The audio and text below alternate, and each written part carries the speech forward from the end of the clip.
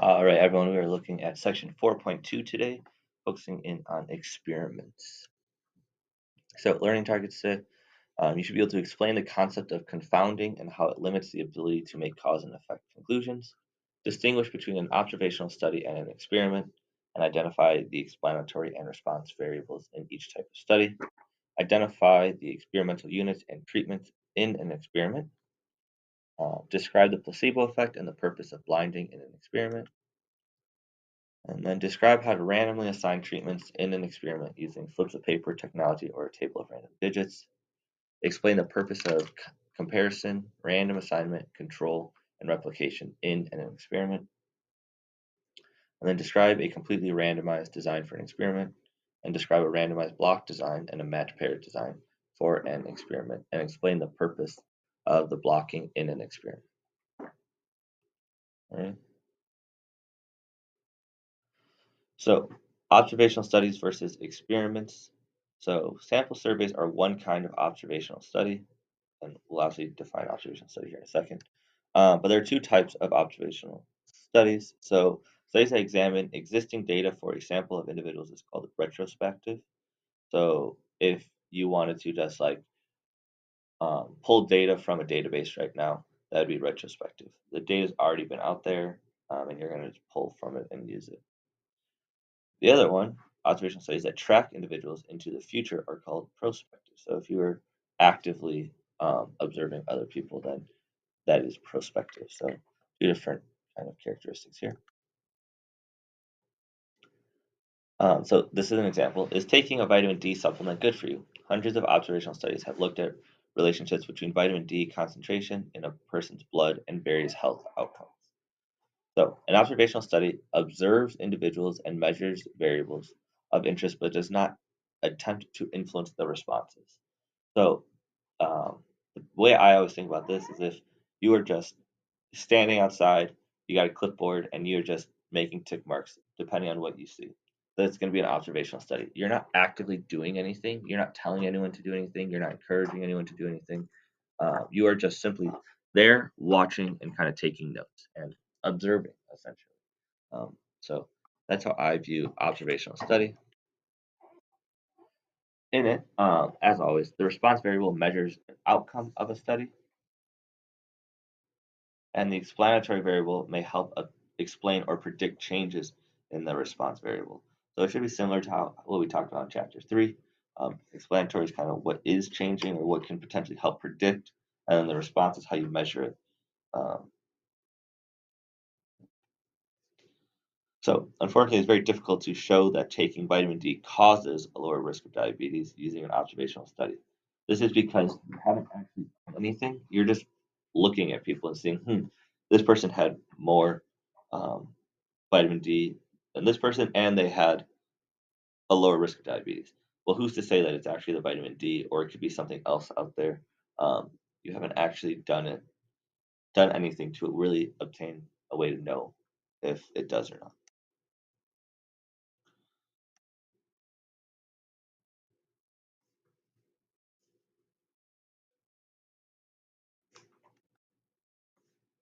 And that's where this whole idea of confounding comes from. Confounding variables or confounding occurs when two variables are associated in such a way that their effects on a response variable cannot be distinguished from each other. So this is kind of an example, and this is the whole point of why observational studies are difficult, because who's to say that it's the vitamin D in this person that is making them have lower blood pressure? Um, Maybe it's the they have vitamin D, but they also run every day of the week. And the other person you're looking at had higher or lower levels of vitamin D, but they don't do exercise at all. Is it the vitamin D or is it the fact that they're exercising? Right. So that's where confounding comes in, and observational studies are very difficult at accounting for it. So it makes things, like I said, more difficult. And not being able to make that cause and effect relationship because there might be that confounding variable that's at play here. So, in order to determine if taking vitamin D actually causes a reduction in diabetes risk, researchers in Norway performed an experiment. The researchers randomly assigned 500 people with pre-diabetes to either take a high dose of vitamin D or take a placebo. a pill that looked exactly like the vitamin D supplement, but contained no active ingredient. After 5 years, about 40% of the people in each group were diagnosed with diabetes. So, an experiment deliberately imposes some treatment on individuals to measure their responses. So, here you made half the people take vitamin D and the other half take a placebo. You instilled that, you imposed that treatment on each person. And so, that is where this becomes an experiment and no longer an observational study. A placebo is a treatment that has no active ingredient but is otherwise like other treatments. So it doesn't actually cause anything or do anything. There's no medicine there. Um, However, the reason why placebos are useful is that sometimes your mind can play tricks. Like if I told you, hey, take this, it's going to make you feel better.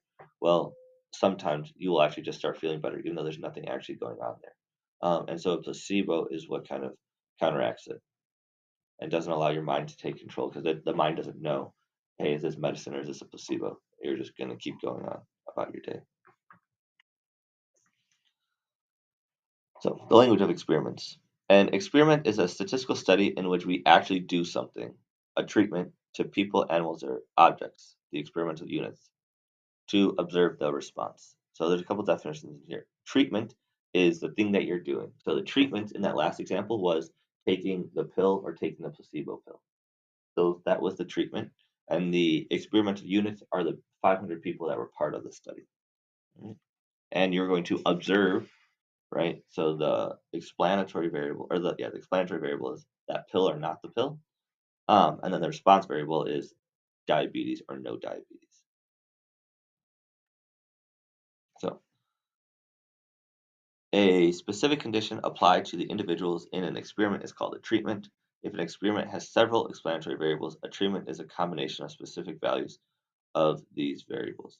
So like I said, it's what you're actually imposing is the treatment.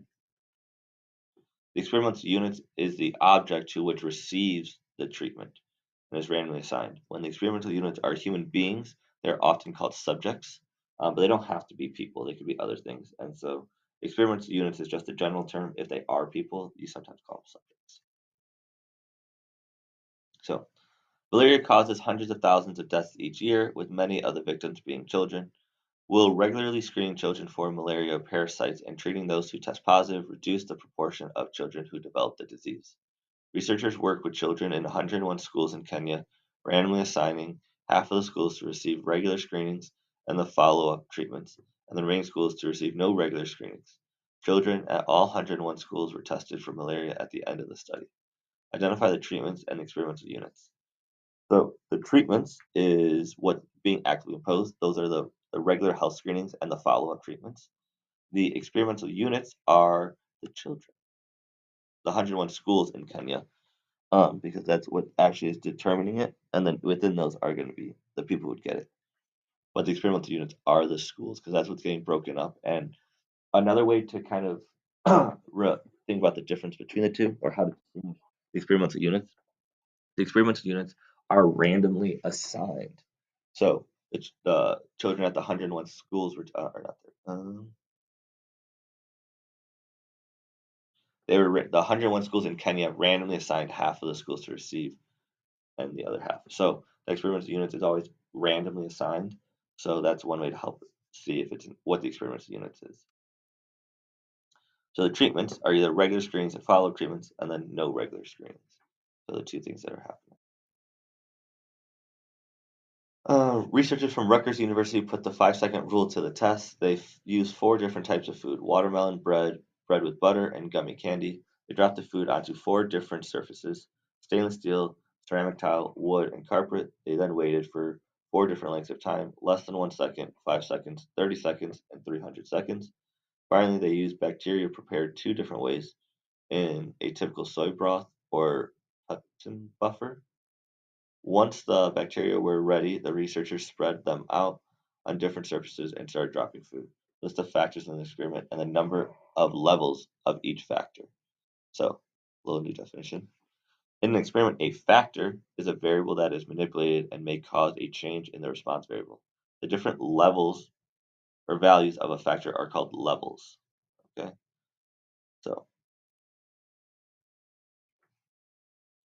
your first Um, factor would be type of food, and the level, there's four of them. There's four different types of food. The next factor is the type of surface. There's four levels of that. The amount of time, four levels of that, and then the method of bacteria prepared, two levels of that.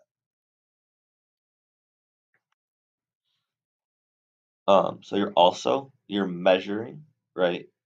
Basically, how much bacteria gets on it. That would be the response variable, and the experimental variable basically is kind of each one of these factors falls into it.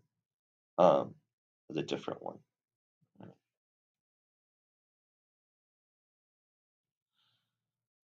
So designing experiments. So there's a couple things that all experiments needs. One of them is comparison. Good designs are essential for effective experiments, just as they are for sampling. To see why, let's start with an example of a bad experimental design. Experimental units. Given a treatment, measure the response.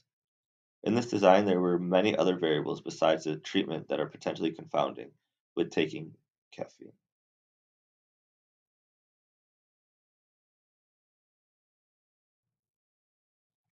The remedy for potential confounding is to do a comparative experiment with two or more groups.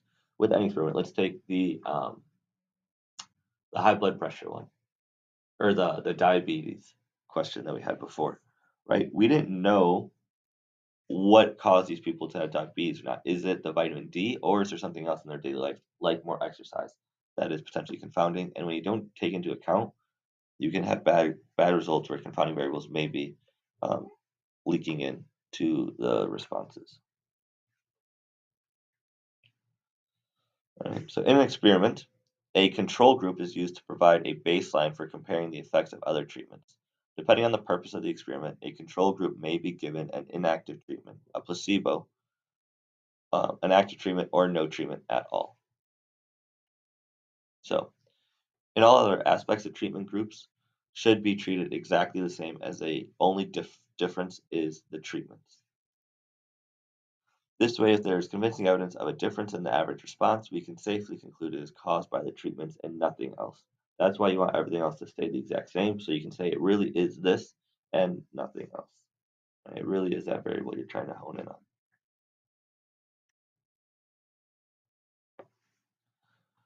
So the placebo effect, I kind of hinted toward this earlier, but the placebo effect describes the fact that some subjects in an experiment will respond favorably to any treatment, even an inactive one. So what does that mean exactly? Like I said before, you might be able to convince yourself that you're actually are feeling better, or don't. Yeah, you're feeling better. Things are good, just because you are given this potential medicine, even if it doesn't work, but you're convinced that it might work, and so your brain starts to behave differently. In a double-blind experiment, neither the subjects nor those who interact with them are measured. The response variables known, which treatment a subject received. So first, talk about blinding. Obviously, if you got the placebo and I got the active ingredient, and then the researcher told you which one you got, well, it's pointless that I gave you the placebo now, because now it's the opposite of the placebo effect.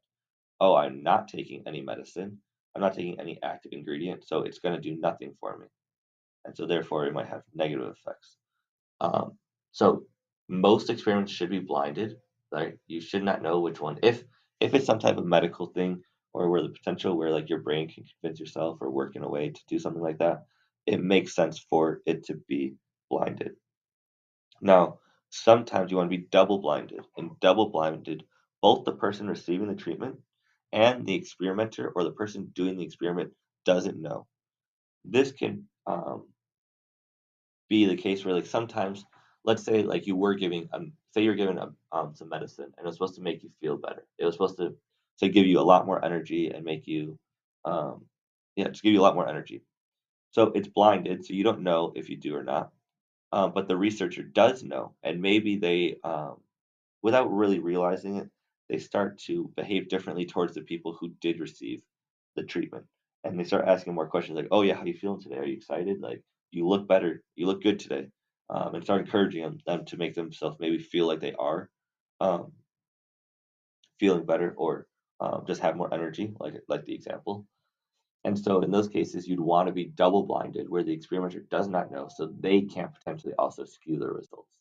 So we don't want the individual to skew the results, so we blind, and sometimes we don't want the researcher to know either, and that in that case we double blind.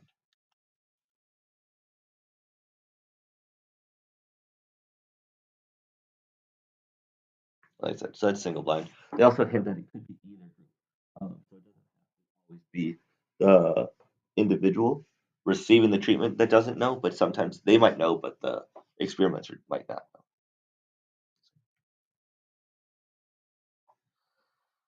The next part, so we have comparison, we have random assignment. So to create roughly equivalent groups at the beginning of an experiment, we use random assignment to determine which experimental units get which treatment.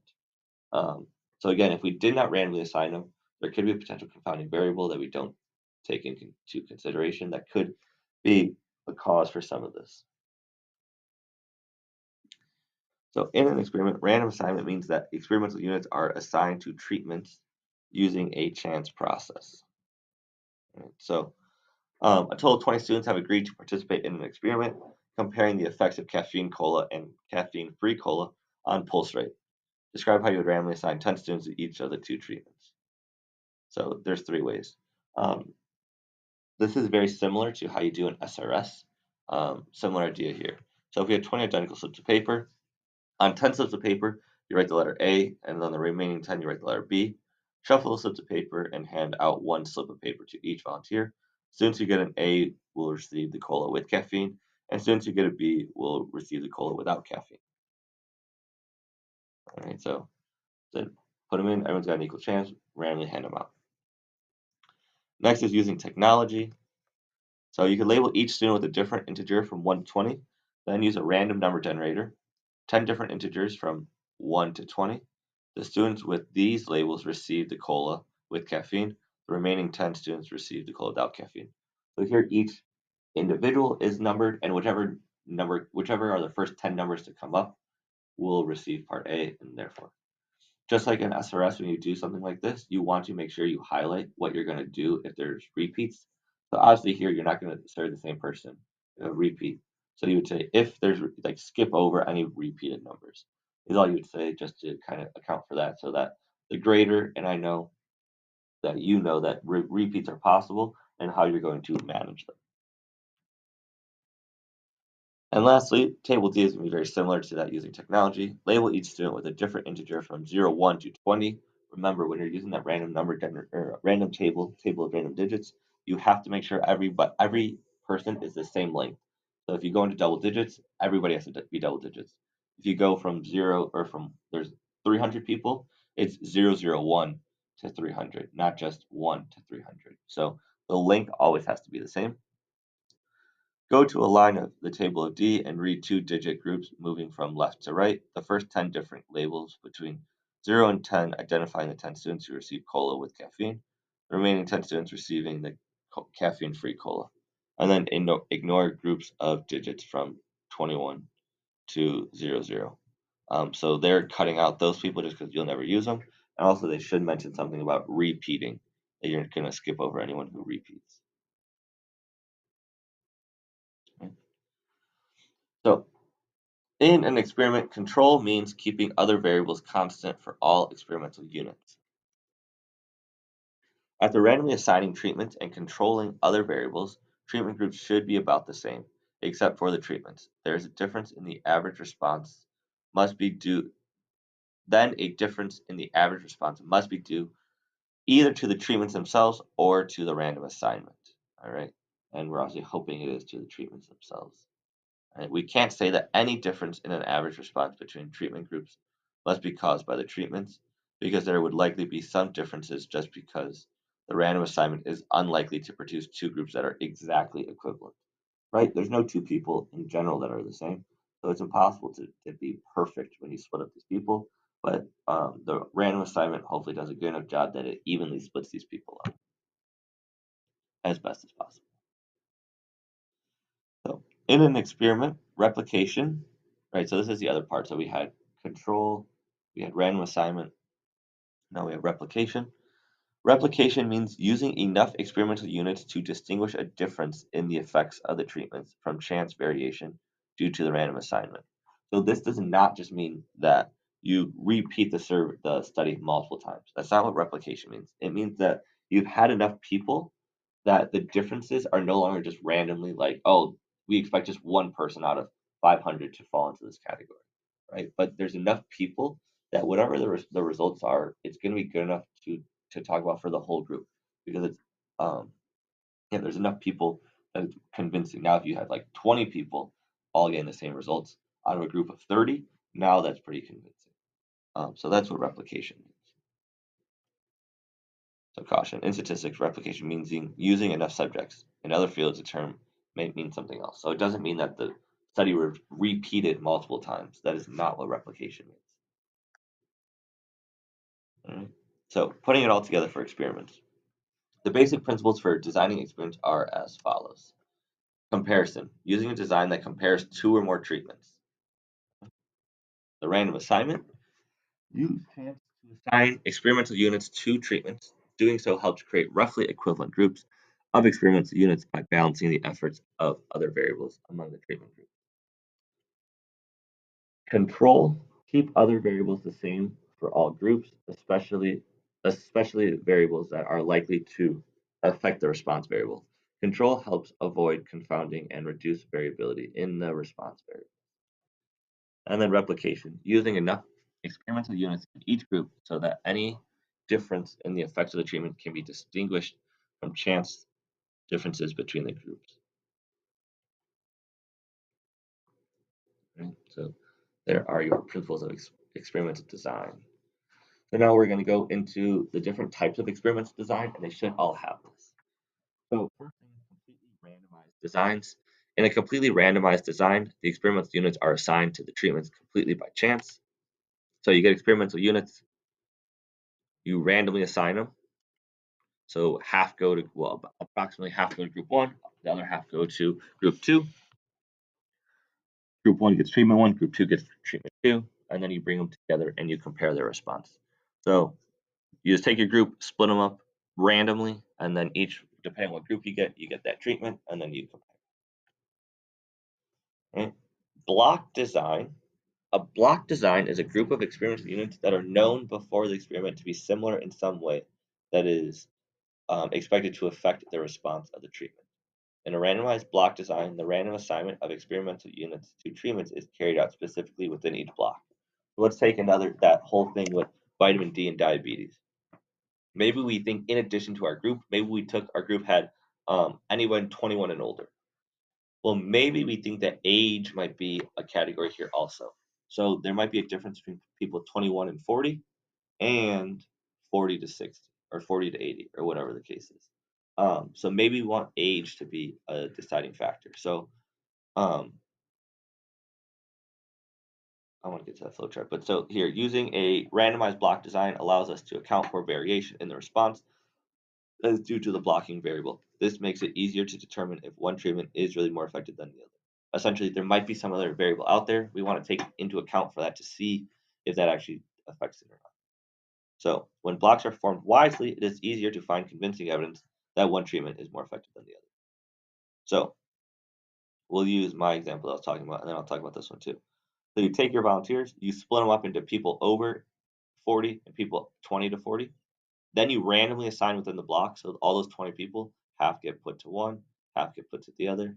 Again, in the above 40, half go to one, half go to the other. Then you're going to within that block, compare within that block, and then collectively you're going to compare again. All right. So this is just another example. They took 10 volunteers, and they're trying to see if changing the keyword changed how fast they could send messages. And so they thought, depending on if you used a smartphone and if you didn't use a smartphone, that might be something to take into account. So they split looking there first. Then they randomly assigned within each group. Half went to keyboard A, half went to keyboard B. Again, in the non-smartphone users, half went to group A, half went to group B. And then you compared within the group and then compared in the total group as well.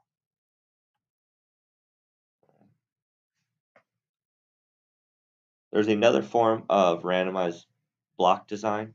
It's a specific type. It's called a match pair design. and is a common experimental design for comparing two treatments that use blocks of size 2. In some match pair designs, two very similar experimental units are paired and the two treatments are randomly assigned within each pair. In others, each experiment units receive both treatments in a randomized order. So, this idea is to create blocks by matching pairs of similar experimental units, just as with other forms of blocking.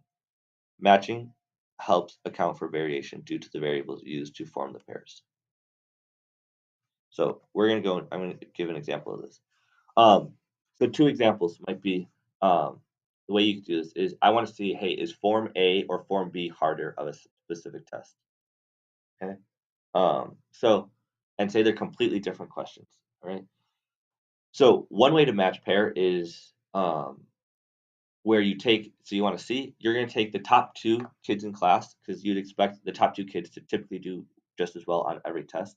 So the top two kids are going to get paired up. The next two are going to get paired up. The next two are going to get paired up, and the next two are going to get paired up, and so forth. Then you take those top two students, you give one form A, one form B randomly. It goes either way. Then you look at the next two and you randomly assign one A, one B. Then you take the next two and you randomly assign one A, one B, and the next two one A, one B, and then you compare um, through it that way.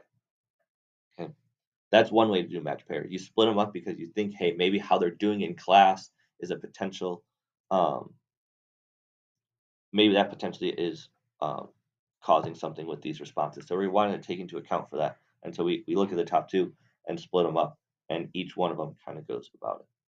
The next is where you are the control yourself. Okay. And the way this works would be, let me give you an example here.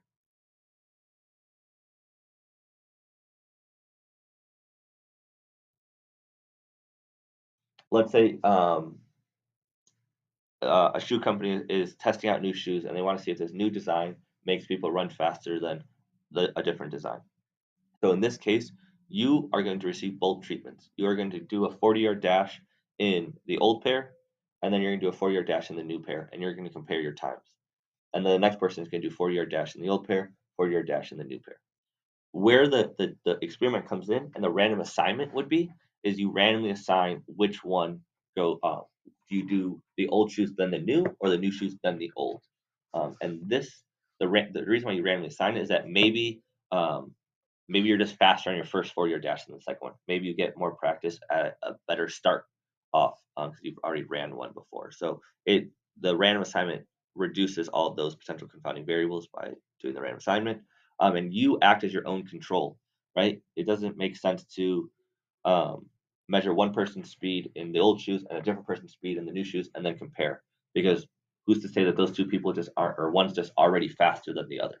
So instead, you are the control in the experiment because you do both treatments and you compare the results with yourself. All right. So with the match paired, you either compare to yourself or people are paired up who are very similar and you compare within there. And that would be match paired. And those are the learning targets for us today. So that wraps up to 4.2 for us. So here's those and the second.